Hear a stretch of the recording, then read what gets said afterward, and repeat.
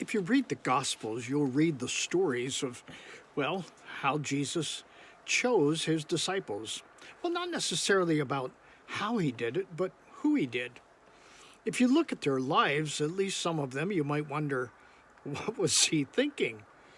I mean, Peter wasn't the top of the class, I don't think, and, well, I don't know as Matthew was either, but that's who Jesus picked. He even picked a loser. That was Judas. You wonder, well, why did he pick those people?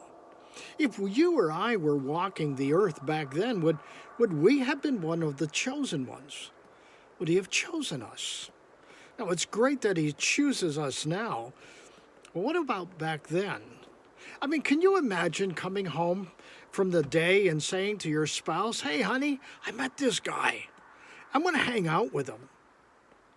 And she says, well, what about your job? Oh, no, he's going to take care of everything. I'm just going to hang out with him. It's going to be a blast. I wonder how that would have gone over. I know how it would have gone over in my household. And yet I wonder, what is it about those men that God, Christ himself, chose them? I can tell you one of the things that stands out to me was that they were teachable. They didn't know a lot. I mean, they knew stuff, obviously. They had a career, they had a vocation. But they didn't have a lot of, well, thought up ideas about who and God was.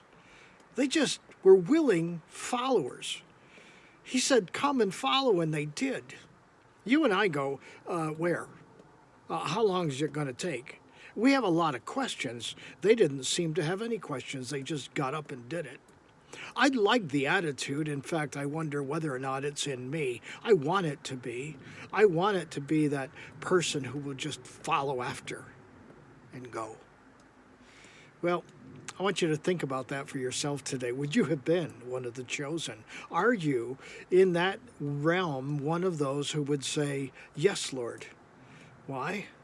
Because he's still choosing, and he wants to know whether or not you will say yes. Think about that today, would you? Hey, until next time, God bless.